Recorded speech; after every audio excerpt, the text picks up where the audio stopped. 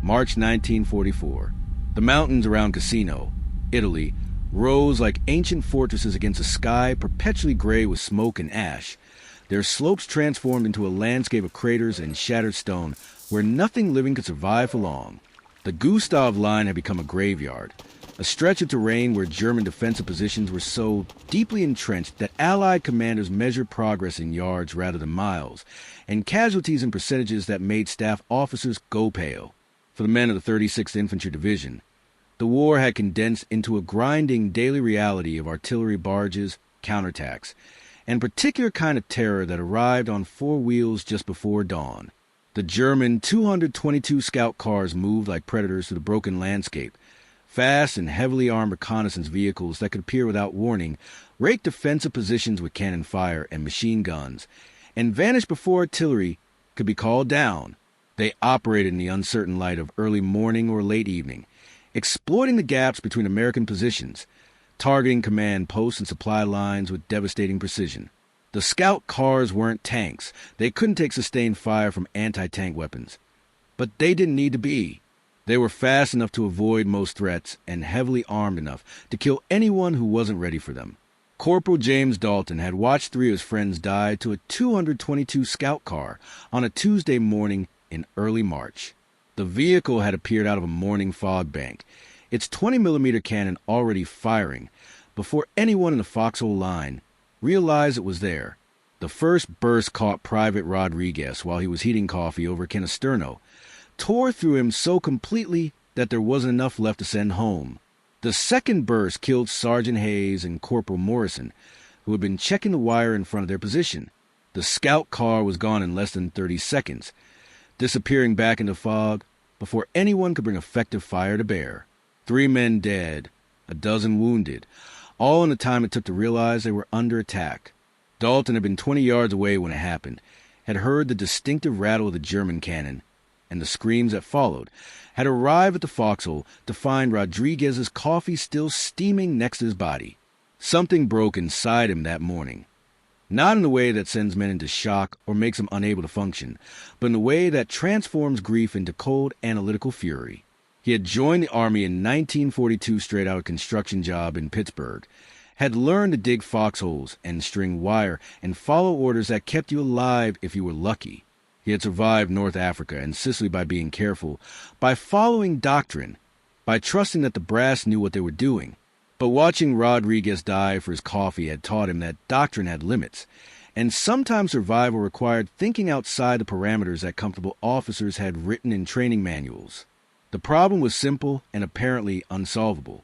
Scout cars operated in the gap between infantry weapons and proper anti-tank defenses. Rifles and machine guns couldn't penetrate their armor. Bazookas could kill them, but only if you could get a clear shot before the vehicle disappeared.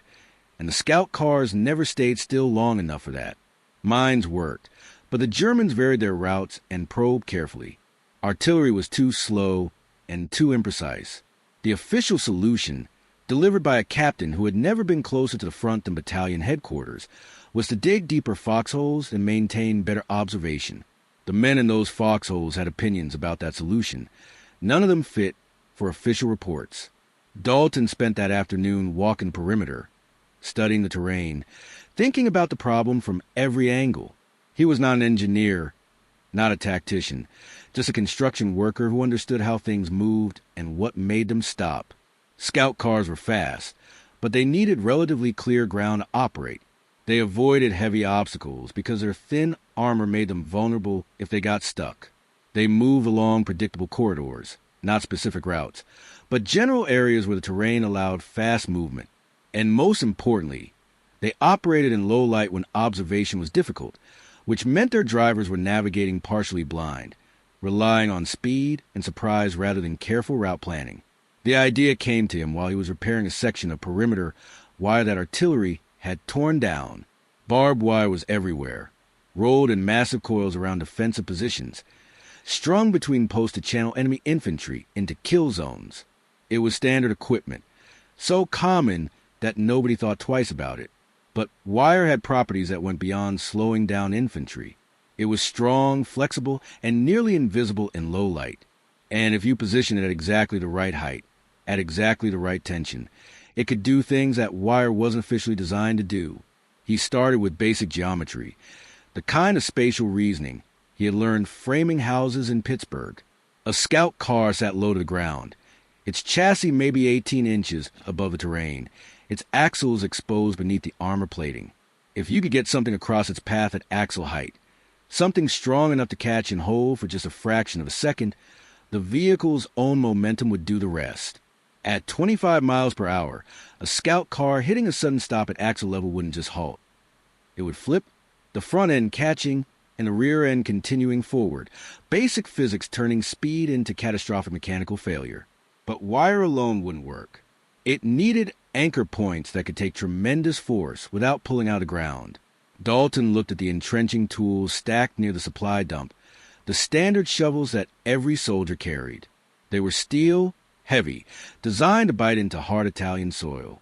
And if you buried them deep enough at the right angle, blade down and handle providing leverage, they would hold against forces that would rip a wooden post out of ground.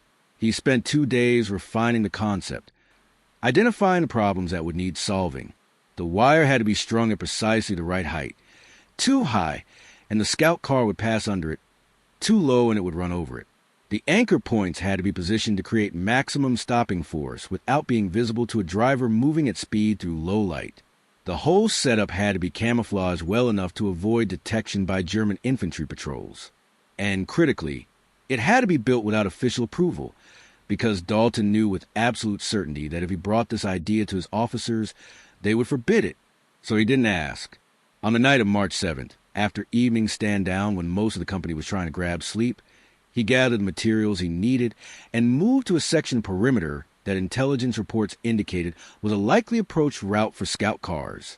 He brought 2 entrenching tools, a 100-foot coil of barbed wire that nobody would miss, wire cutters, and a basic understanding that what he was about to do could either save lives or get him court-martialed. The ground was hard, winter-frozen soil that resisted the shovel, but Dalton had spent years driving post holes in Pennsylvania clay and knew how to work resistant earth. He selected 2 points 20 feet apart, positioned to create a wire span across the most likely vehicle path. The first shovel went in blade first, angled back toward the direction of expected force, driven down until only 6 inches of handle protruded above ground level. He packed the hole with rocks and dirt, compressing it until the shovel was locked solid. The second shovel went in the same way, 20 feet distant. The wire was the critical element. He used 3 strands twisted together, creating a cable strong enough to take the impact without snapping. The height was everything. Exactly 18 inches above ground level, measured carefully with a marked stick. He strung the wire between the buried shovels, tightening it until it sang when he plucked it, a high metallic note that meant proper tension. Then he camouflaged everything, scattering dirt and debris over the wire, positioning dead brush to break up the straight line, making sure nothing looked artificial in the weak starlight. The whole process took 4 hours, work done in near total darkness with periodic pauses to listen for German patrols. By the time he finished, dawn was maybe 90 minutes away. Dalton returned to his foxhole, exhausted and wired on adrenaline, not sure whether he had just created a tactical innovation or a waste of wire. He tried to sleep and couldn't, his mind running through everything that could go wrong. Dawn came with the usual ritual of stand to, every man awake and at his position, weapons ready. The fog was heavy that morning, rolling down from the mountains in thick banks that reduced visibility to maybe 30 yards. Perfect weather for scout cars. Dalton watched his section of perimeter with a mixture of dread and anticipation. He heard the scout car before he saw it, the distinctive sound of its engine grinding through low gear, moving carefully through fog. The sound was coming from the right direction, approaching along the route where he had strung the wire. Dalton's heart kicked into a higher gear, and then he remembered that this was a German scout car, that it was coming to kill Americans, that Rodriguez and Hayes and Morrison were dead because these vehicles operated with impunity. The sound grew closer, the engine note rising as the driver accelerated slightly, probably trying to cover open ground quickly. Dalton gripped his rifle, useless against armor, but his hands needed something to hold. He could hear other soldiers in nearby foxholes shifting position. preparing for the devastating cannon fire that usually preceded a scout car attack. The crash, when it came, was louder than Dalton had imagined. A shriek of metal and breaking glass, followed by a secondary impact as something heavy hit the ground. The engine sound cut off abruptly, replaced by hissing steam and the groan of bent metal. For 3 seconds, nobody moved, everyone trying to process what they had just heard. Then voices started shouting in German, panicked and confused, and someone in the American line opened fire. Dalton was out his foxhole before he consciously decided to move, running toward the crash site with his rifle at port arms. Other soldiers followed, moving forward to the fog with coordinated aggression that came from months of combat experience. They found the scout car 30 feet from where the wire had been strung, lying on its side like a killed animal, its front axle torn completely away from the chassis.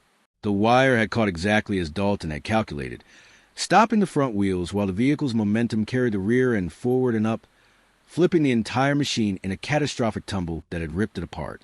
3 German soldiers were crawling away from the wreck, stunned and bleeding, their weapons abandoned. They surrendered without resistance, hands up, clearly in shock. A 4th soldier was dead in the driver's seat, his neck broken by the impact. The scout car itself was a total loss, its cannon bent, its engine torn from its mounts, its armor plating cracked open like an egg. The American soldiers stood in a rough circle around the wreck, weapons trained on the prisoners, everyone trying to understand what had just happened. Scout cars didn't crash. They were fast and maneuverable, operated by experienced drivers. They didn't just flip over for no reason. Lieutenant Webster arrived from the command post and stared at the wrecked vehicle with an expression of complete confusion. "What happened here?" Webster demanded. "Did someone get a bazooka shot off?" Nobody answered immediately.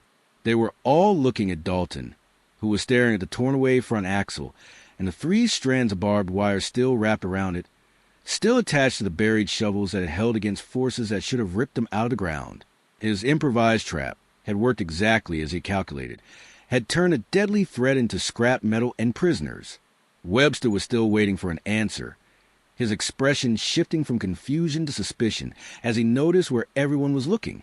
He followed their gaze to Dalton, then to the wire, then to the exposed shovel handles barely visible under disturbed earth. Webster was not stupid. He had survived 8 months of combat by being observant, and it took him maybe 10 seconds to piece together what had happened. His face went through a remarkable series of expressions: surprise, understanding, anger, and then something that looked like calculation. "Corporal Dalton," Webster said, his voice carefully neutral. "Did you build this?" Dalton stood at attention, his rifle slung, his mind racing through possible responses. He could lie, claim ignorance. But the other soldiers had seen him working at night, and lies in a rifle company had a way of unraveling quickly. He chose truth, because the evidence was irrefutable and because part of him wanted credit for stopping the thing that had killed his friends. "Yes, sir. Last night, barbed wire strung at axle height, between buried entrenching tools, calculated to catch the front wheels and use the vehicle's momentum to cause catastrophic mechanical failure." Webster stared at him for a long moment, and Dalton could see the lieutenant working through the implications. On one hand, an enlisted man had improvised a field modification without authorization, had altered the defensive perimeter without informing his chain of command. Those were court-martial offenses if Webster wanted to press them. On the other hand, a German scout car, the kind of threat that had been killing American soldiers with impunity for weeks, was now a smoking wreck, and the method used to destroy it cost maybe $5 in materials. "You know this violates about 6 different regulations," Webster said finally. "You modified defensive positions without authorization. You created an unmarked hazard in an area where friendly patrols operate. You could have gotten someone killed." "Yes, sir. I considered that. But the scout cars were already getting people killed, and we didn't have any effective counter to them. This seemed like a calculated risk worth taking." Webster looked at the wrecked scout car again, at the prisoners being zip-tied by other soldiers, at the twisted axle that told the story of forces beyond what the German engineers had anticipated. "How reliable is this? Could we replicate it in other areas?" Dalton felt a surge of hope mixed with caution. Webster wasn't talking about discipline. He He was talking about tactical application. It's completely replicable, sir. 2 shovels, barbed wire, about 4 hours of work. The critical elements are wire height and anchor strength. Get those 2 things right and physics does the rest. And what happens if a friendly vehicle hits this wire? A jeep, a supply truck? Same thing, sir. It's not selective. That's the main risk. You'd need to mark locations on operational maps. Make sure drivers know where the traps are positioned, and you want them in areas where friendly vehicles don't operate. Webster nodded slowly. Here's what's going to happen, Corporal. Officially, nothing. This conversation never happened. That scout car hit a mine, as far as any reports are concerned. You didn't build anything, I didn't see anything. And we're all going to have a sudden bout of collective amnesia about wire and shovels. Dalton felt his stomach drop. He understood immediately what Webster was doing, protecting himself and the company from questions about unauthorized modifications while still allowing the tactic to continue. It was the worst kind of recognition, acknowledgement without credit. However, Webster continued, lowering his voice so only Dalton and the nearest soldiers could hear. If you were to share your construction methods with certain other squad leaders, and if similar scout car accidents were to happen in other sectors, I would consider that a beneficial coincidence. Do you understand what I'm saying? Yes, sir. Beneficial coincidences. Good. Now, everyone back to positions. We got prisoners to process and a false mine report to file. Over the next week, beneficial coincidences proliferated along the American defensive line. Squad leaders from other platoons found reasons to visit Dalton's position, asked technical questions about soil composition and wire tension, took careful notes that never appeared in official documents. The methodology spread to informal networks, taught in whispered conversations during night watch. Within 10 days, at least 15 wire traps have been positioned along known scout car approaches, each one built to Dalton specifications. Each one marked only on hand-drawn maps that squad leaders kept in their pockets. The results were immediate and dramatic. German scout car operations in the 36th Division sector, which had averaged 3 to 4 probing attacks per week, dropped to 0 over a 2-week period. The Germans didn't understand what was happening. Their after-action reports, captured later in the war, described unexplained mechanical failures and possible new mine technology. They pulled their scout cars back, sent infantry patrols forward to probe for the new threat, found nothing that explained the sudden lethality. The psychological effect was as important as the tactical one. German commanders lost confidence in their ability to conduct reconnaissance, which degraded their operational planning. But the official Army response was silence verging on hostility. When reports of multiple scout car losses in a concentrated area reached division headquarters, staff officers assumed it was exaggerated enemy reporting or lucky artillery strikes. When the pattern became too obvious to ignore, a major from divisional engineering was sent forward to investigate. He interviewed company commanders, examined wreckage, and eventually pieced together what was actually happening. His report, filed 2 weeks after Dalton's initial success, recommended immediate cessation of all wire trap construction and disciplinary action against personnel involved in unauthorized field modifications. The reasoning was bureaucratic and infuriating. Wire traps were not approved anti-vehicle obstacles. They had not been tested by Army engineers for effectiveness or safety. They posed unacceptable risk to friendly vehicles. They violated established doctrine for perimeter defense. Most damningly, they represented a breakdown in command authority, with enlisted men making tactical decisions that should have been reserved for officers. The Major's report concluded with a recommendation that all existing wire traps be removed and that company commanders be reprimanded for failing to maintain proper oversight. Lieutenant Webster received the order to dismantle all wire traps on a Tuesday afternoon, delivered by a captain from division staff who had never been closer to German lines than a map room. Webster read the order twice, his face expressionless, then looked at the captain with the kind of careful politeness that enlisted men recognized as barely contained fury. "Sir, with respect, these traps have eliminated scout car attacks in our sector. Our casualties from reconnaissance vehicles have dropped to 0. The Germans have pulled back their mobile units because they can't operate safely. We've achieved tactical superiority in an area where we were previously vulnerable, and you're ordering me to give that up because the methodology wasn't properly approved. The captain, a logistics officer who had been in Italy for 6 weeks and combat for 0 days, straightened his uniform. Lieutenant, the Army doesn't run on field expedients. We have procedures for a reason.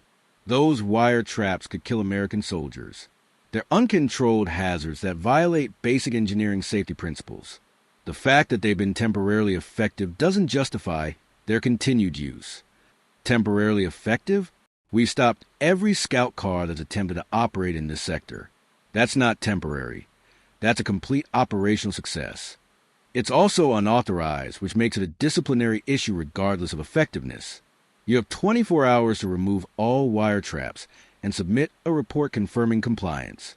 And Lieutenant, I'd suggest you consider whether protecting your men includes teaching them that they can ignore orders whenever they disagree with policy.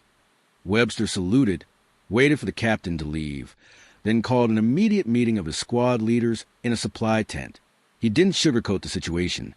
Division had ordered removal of all wire traps, effective immediately, with disciplinary action threatened for non-compliance. The squad leaders, all combat veterans who had watched the wire traps transform their tactical situation, received this news with a kind of angry silence that preceded either mutiny or creative interpretation of orders. Sergeant Hay spoke first, his voice flat and hard. "Sir, permission to speak freely?" "Granted." "That's the dumbest order I've heard since we were told to assault Monte Cassino with insufficient artillery support. We finally have something that works against scout cars, something that costs nothing and saves lives, and some rear area officer who's never been shot at wants us to tear it down because it doesn't fit his manual? With respect, sir, screw that." The other squad leaders murmured agreement, and Webster held up a hand. "I don't disagree with your assessment, Sergeant, but I also can't ignore direct orders from Division. We're going to comply with the letter of the order, which means removing wire traps from our defensive perimeter within 24 hours. Hayes looked like he wanted to argue, but something in Webster's tone made him pause. The lieutenant wasn't finished. However, Webster continued, his voice dropping to a conversational level that barely carried beyond the group. The order specifically references our defensive perimeter, which is defined as the area within 500 yards of our established positions. It says nothing about approaches beyond that perimeter, areas that technically fall into no man's land where neither side maintains permanent positions. And it would be impossible for me to monitor what soldiers do in their off-duty time, particularly if they choose to take walks beyond our perimeter and happen to leave materials lying around. Understanding spread through the group like fire through dry grass. Webster was giving them permission to continue the wire trap program, just beyond the technical boundary where Division's order applied. It was a kind of creative insubordination that kept soldiers alive while protecting officers from direct disobedience charges. "I want to be very clear," Webster said, making eye contact with each squad leader. "Officially, this conversation is about compliance with Division orders. Unofficially, I'm telling you that the tactical situation hasn't changed. The threat hasn't changed, and the solution that's been working shouldn't change just because someone who doesn't understand combat decided it doesn't fit regulations. Use your judgment. Protect your men. And if anyone from Division asks me about wire traps beyond our perimeter, I'll truthfully say I have no direct knowledge of any such installations." The squad leaders dispersed with clear understanding of their unofficial mission. That night, working in shifts to avoid detection, they moved the existing wire traps further out from American positions, repositioning them in the approaches that scout cars used, carefully mapping the new locations on hand-drawn charts that stayed in foxholes rather than command posts. They also taught the methodology to soldiers from adjacent units, spreading the technique through the informal networks that connected frontline companies. Within a week, wire traps had proliferated across a 5-mile stretch of front, all positioned beyond the technical perimeter where Division's order applied, all completely invisible to staff officers who measure compliance from map rooms. The German response was escalation followed by adaptation. After losing 6 scout cars in 2 weeks to unexplained mechanical failures, they stopped using wheeled reconnaissance vehicles entirely in sectors where the traps were concentrated. Instead, they relied on infantry patrols and occasional armored car sweeps, neither of which could provide the same rapid reconnaissance. Their operational planning suffered accordingly. Attacks became less coordinated, artillery strikes less precisely targeted, because German commanders were operating with degraded intelligence. But American casualties from reconnaissance vehicles, which had been averaging 12 to 15 per week in late February, dropped to zero by late March and stayed there through April. The wire traps worked exactly as designed. Soldiers and units that used them understood they had an edge, a defense against a threat that had previously been unstoppable. And they also understood that this edge existed in spite of official policy, not because of it, maintained through deliberate circumvention of orders by officers who cared more about their men than their careers. Dalton himself became a ghost in official records, his name never appearing in after-action reports, his innovation never credited in tactical summaries. When Division eventually recognized that scout car attacks had ceased in certain sectors and tried to determine why, they attributed it to German logistics problems or effective American artillery interdiction. The possibility that enlisted men had developed an effective countermeasure using improvised materials never made it into official analyses. The 36th Division fought its way up the Italian peninsula through spring and summer of 1944, grinding to the Hitler Line, breaking out of the Anzio beachhead, pushing toward Rome and beyond. The wire traps went with them, adapted to different terrain, refined through experience, sometimes working and sometimes failing, but always providing a psychological edge.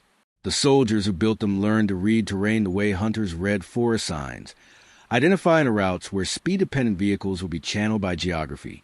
By June, when the division reached the outskirts of Rome, the wire trap methodology had spread to at least 8 different American units through word-of-mouth transmission and practical demonstration. Each unit adapted the basic concept to their specific situation. Some versions worked better than others. Some failed catastrophically. But the core principle remained valid. Properly position wire at axle height to stop a fast-moving vehicle more effectively than mines or anti-tank weapons. The German response evolved from confusion to grudging adaptation. Their tactical manuals, updated in summer 1944 based on Italian campaign experience, included warnings about wire obstacles positioned at vehicle height and recommended increased infantry screening before reconnaissance vehicle deployment. But they never developed an effective counter to the tactic because the traps were too simple to defeat. You could clear them if you found them, but finding them required slow, methodical searching that eliminated the speed advantage that made scout cars effective. Official recognition of the wire trap as a legitimate anti-vehicle obstacle would eventually come, but not until after the war in Europe ended.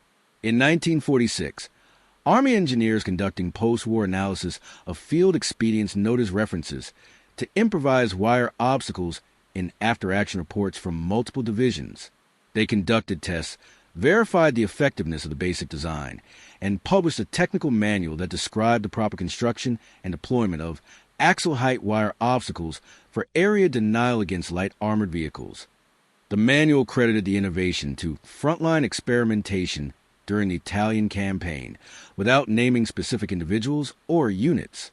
It was the Army's way of acknowledging that soldiers in combat had been right and staff officers in rear areas had been wrong, while avoiding the embarrassing admission that effective tactics had been officially forbidden when they were most needed. Dalton mustered out in October 1945, returned to Pittsburgh, and took a job with the same construction company he had left 3 years earlier. He married his girlfriend in 1946, bought a house in the neighborhood where other veterans lived, and settled into a life that looked from the outside like completely ordinary post-war normalcy. He didn't talk about the war much, the way many veterans didn't, finding that civilian friends and family couldn't really understand experiences that were too intense and too strange to fit into comfortable conversation. But he stayed in touch with men from his company, the kind of friendships forged in shared danger that didn't fade with distance or time. They gathered occasionally, unofficial reunions where war stories were told and old arguments were rehashed, and the dead were remembered. At one of these gatherings in 1948, someone brought up the wire traps, mentioned that they had seen the Army's new technical manual, and recognized their own experience in the sanitized descriptions. The conversation turned to Dalton, to that first scout car flipped at dawn, to the way a simple idea had spread to the ranks and saved countless lives.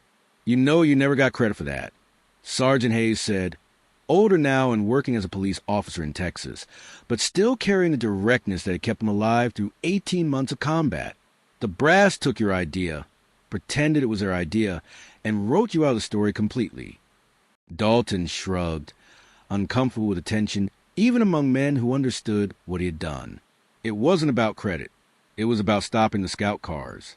Rodriguez and the others deserved better than to die for their morning coffee. If the wire traps kept that from happening to someone else, that's enough. Still, Hayes persisted, you invented something that changed how we fought, and the Army won't even acknowledge you exist. That's not right. The Army does what the Army does, Dalton replied, echoing a phrase that every veteran understood.